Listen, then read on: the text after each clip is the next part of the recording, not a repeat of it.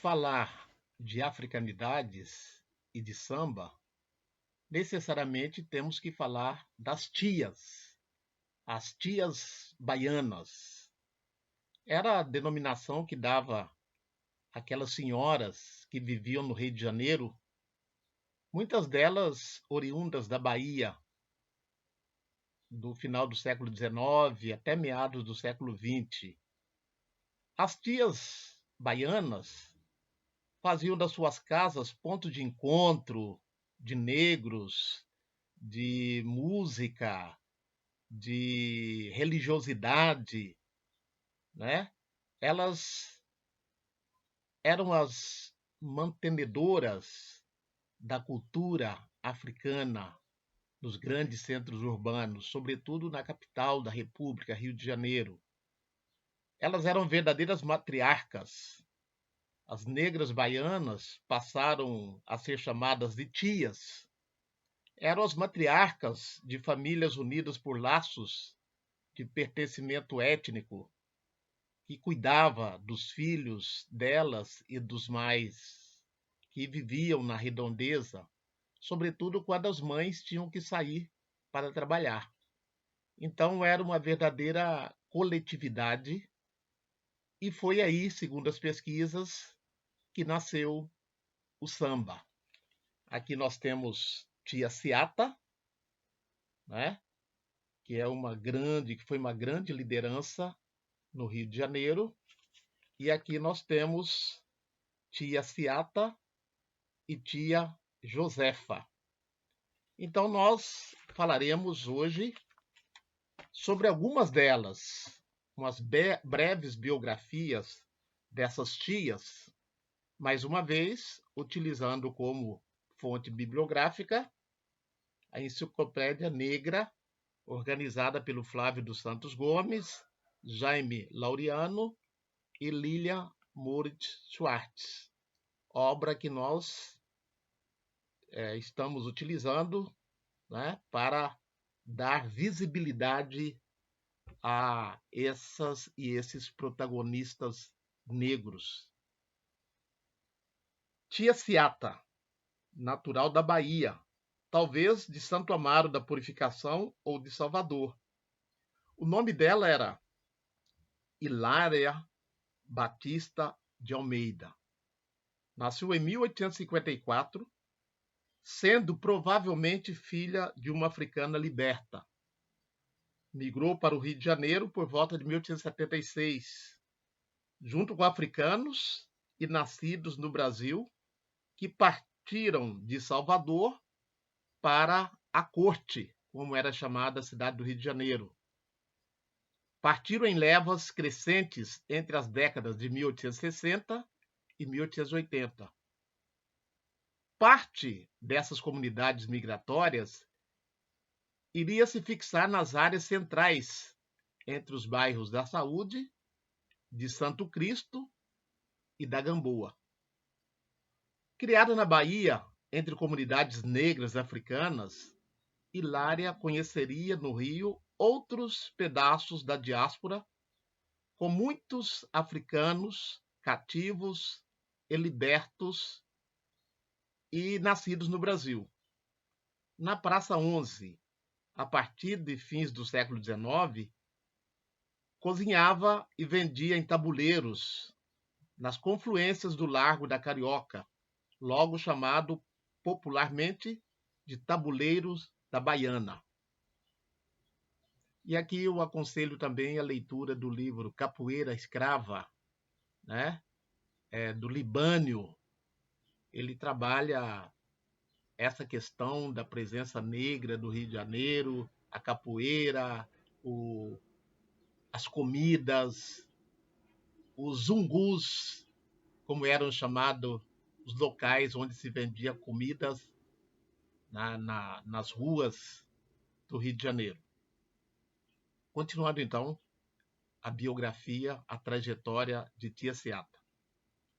Hilária passaria a ser conhecida como tia Ciata, transformando sua casa em espaço de encontro de sambistas e de lideranças religiosas. Segundo alguns estudiosos, o apelido Ciata poderia ser alguma adaptação da expressão Aciata, termo de origem africana e com influência dos africanos islamizados. Ela não escapou dos registros preconceituosos, como o do cronista João do Rio, que chegou a escrever acerca de um falso candomblé com a presença de uma mãe aciata, que, dizia ele, finge de mãe de santo, e seria uma negra baixa, fula, presunçosa, moradora da Rua da Alfândega. Foi, já no Rio de Janeiro, que esse ata se aproximaria das comunidades negras islâmicas e as do candomblé. Ao lado de velhos e velhas africanos e as chamadas tias baianas, a tia Seata afirmou-se como uma liderança cultural importante daquela África em miniatura, como apelidou Heitor dos Prazeres. Então, o Heitor dos Prazeres chamava essa região de Pequena África. Consta que, na Cidade Nova, na rua Vasconcelos de Itaúna, tia Seata mantinha seu espaço religioso, territórios culturais, originais e criativos da cultura negra carioca. Ela morreu em 1924, aos 70 anos de idade.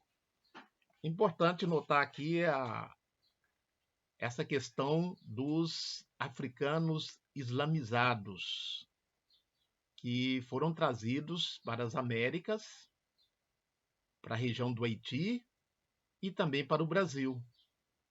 Esses negros islamizados sabiam ler e escrever em árabe, né? Fizeram uma grande revolta em 1835 na Bahia.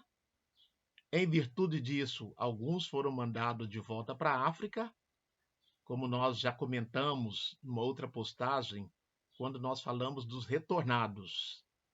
E alguns ficaram e migraram. Inclusive no livro que eu mencionei há pouco, do Carlos Libânio, Capoeira Escrava, ele mostra que havia um grande medo no Rio de Janeiro da migração desses escravizados ou ex-escravizados islâmicos para a cidade do Rio de Janeiro. Eles eram pessoas não gratas na cidade do Rio de Janeiro, sobretudo sobre a égide do Eusébio de Queiroz.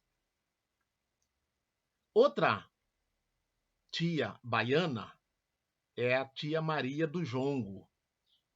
Tia Maria do Jongo, nascida Maria de Lourdes Mendes, no ano de 1920, foi uma produtora cultural fundamental na manutenção e expansão das tradições do jongo no Rio de Janeiro.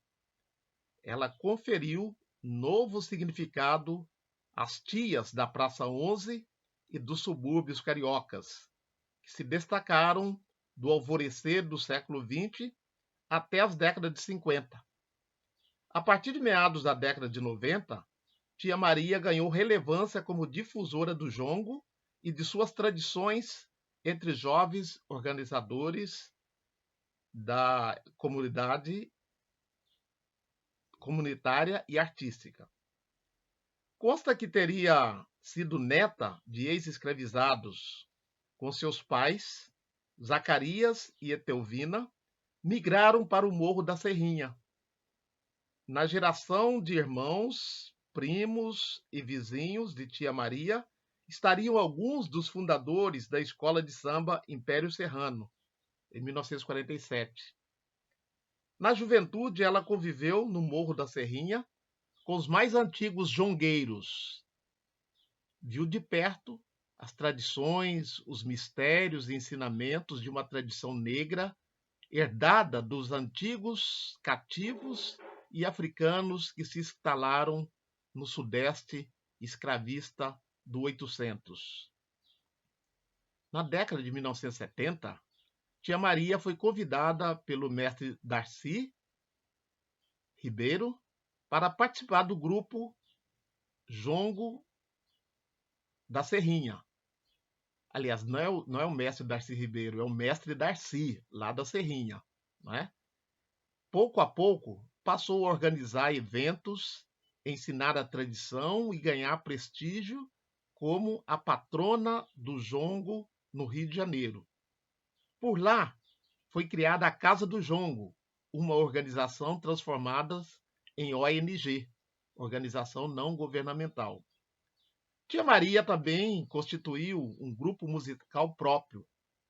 Em 2002, gravou o álbum Jongo da Serrinha e em 2013, Vida do Jongo, ambos tributo à trajetória da tia Maria do Jongo, com a própria homenageada participando das gravações. Tia Maria faleceu em 2019, deixando a tradição do jongo muito viva. Então essa foi tia Maria do Jongo. Temos aqui também outras tias, né? Tia Persiliana Maria Constância, que nasceu na Bahia e migrou para o Rio de Janeiro, talvez com 10 anos, na década de 1870. Consta que sua mãe era quitandeira, provavelmente africana, com barraca no Largo da Sé.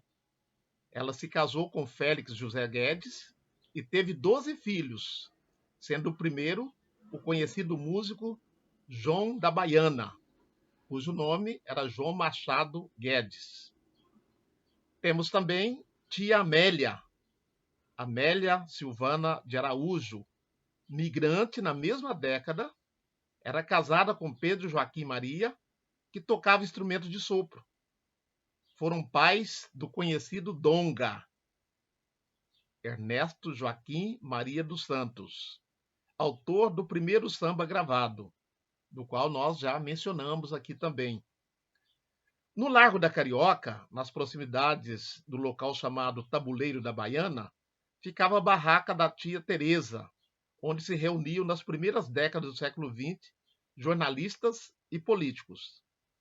Nas confluências da Avenida Central, tia Gracinda tinha um bar chamado Gruta Baiana. Era esposa de Assumano Mina do Brasil e depois foi morar na rua Júlio do Carmo.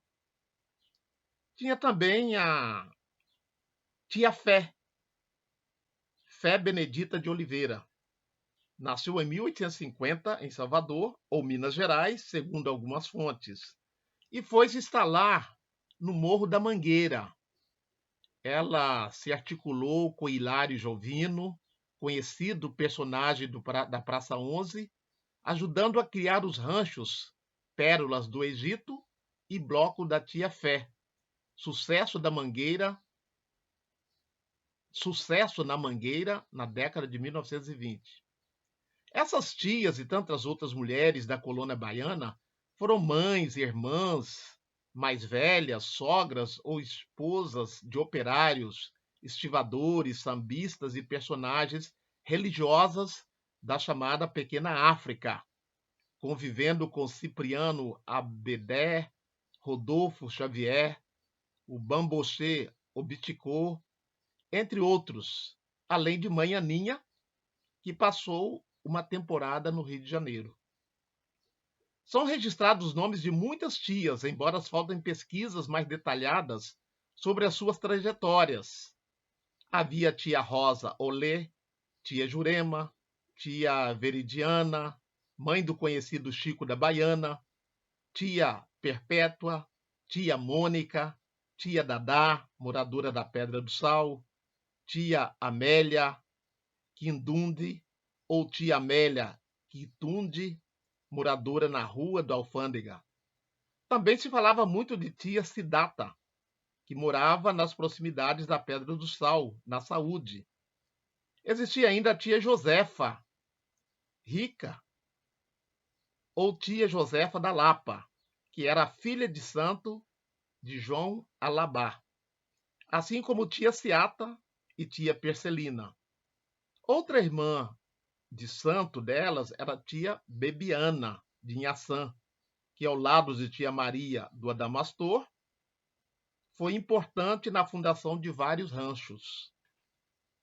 Estudos como o de Mônica Pimenta Veloso, de Muniz Sodré, de Ney Lopes, de Roberto Moura e outros mostram como as práticas dessas mulheres negras, líderes comunitárias e culturais, ajudaram a criar uma das tradições mais conhecidas nas escolas de samba, a ala das baianas, com a recriação de suas indumentárias entre as décadas de 1930 e 1960.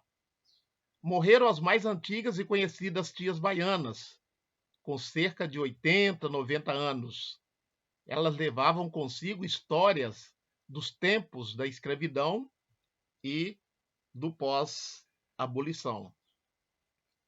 Então, nós temos essas referências dessas senhoras que carregaram, que mantiveram as africanidades nos grandes centros, como no Rio de Janeiro, e elas também passaram por momentos difíceis, sobretudo quando Pereira Passos, no caso do Rio de Janeiro, fez aquela reforma no início do século XX, com bota abaixo, né? Derrubando cortiços, ampliando avenidas, expulsando essas populações que estavam basicamente no centro da cidade, no cais do Valongo, né? Perto do porto. Essas populações foram literalmente expulsas para os morros, mas não foi sem resistência. E aí nós destacamos a liderança dessas matriarcas nesse movimento de resistência a um progresso, entre aspas, que não as adotou. Né? Então, para além da manutenção da cultura, do jongo, do samba, da religiosidade e outras práticas culturais de matriz africana, essas senhoras foram, sobretudo, símbolo de resistência e de resiliência. E o legado delas estão entre nós, seja nos grandes centros, seja nas pequenas cidades. É bom lembrar que aqui também na cidade de Itajaí, nós tivemos a presença dessas tias, como a tia Loca, como a tia Zina, como a tia Teca e tantas outras que infelizmente não foram devidamente reconhecidas pela tradição local, pela historiografia local e mesmo por parte do poder público. Africanidades conectadas, falando do protagonismo das mulheres negras em fins do século XIX, início do século XX, até os dias atuais.